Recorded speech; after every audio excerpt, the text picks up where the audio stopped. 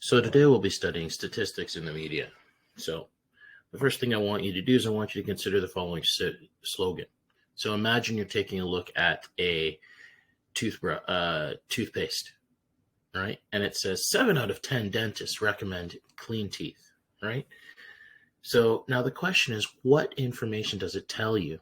The first thing that it tells you is 7 out of 10 dentists thinks it's a good thing. You can use it for your teeth, right?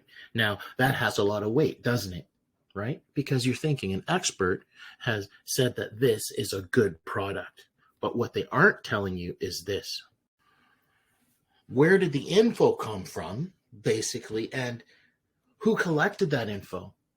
Was it the business that's selling it that got people to agree that it was a good product or not?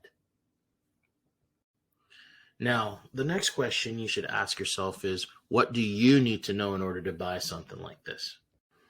So for you as a consumer, the next thing you got to ask yourself is, what's the price? Is it really recommended by dentists? Does it taste good? Now, you as a consumer, you guys usually take this at face value, right? And because you're taking it at face value, basically, a lot of you guys, when you take it at face value, you think, that's a good product. I'll consider buying it later on, right?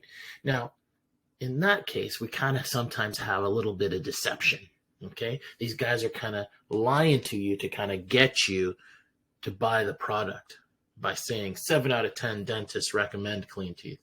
But little do you know that this was actually, the survey was actually done for the company in order to use it in this advertisement to kind of get you to buy it. Now, let's go and take a look at headlines in the media.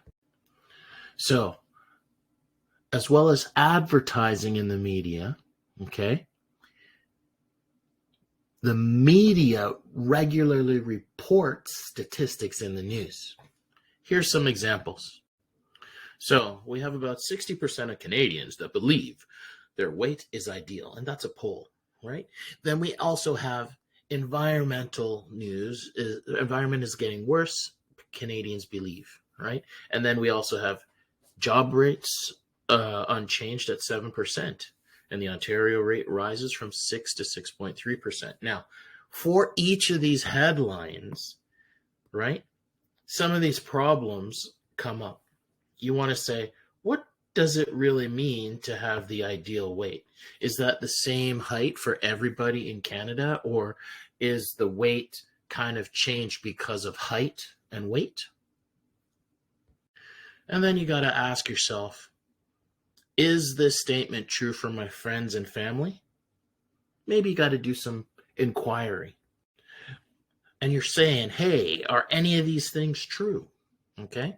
The next thing you got to ask yourself is, where did all this information come from? Okay.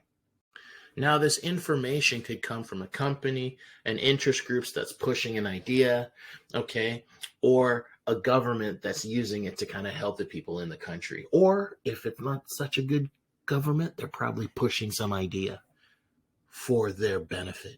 Okay. Now, the next thing you got to ask yourself is the information from a survey and who was surveyed. The next question you got to ask yourself was, did they go and visit every person in the population that they were looking for? Or was it a sample population, a smaller group in order to save money? And then the next question is, were the questions that were posed to these people biased in any way? All right. Were they leading in any way? Was the question posed in such a way to kind of push people to choose a certain answer? So you got to ask yourself those questions. And that is what we're going to be doing today. We're going to take the time to be very critical about the work that we see. Okay? You're going to practice on one headline and one article for which you should read. Okay? And then what I want you to do is I want you to answer the questions based on the material that I give you. And then what I'd like you to do is I'd like you to pick an article that's online and basically answer 4 of the 8 of the 10 questions that I gave you from the previous question. All right. Have a good day.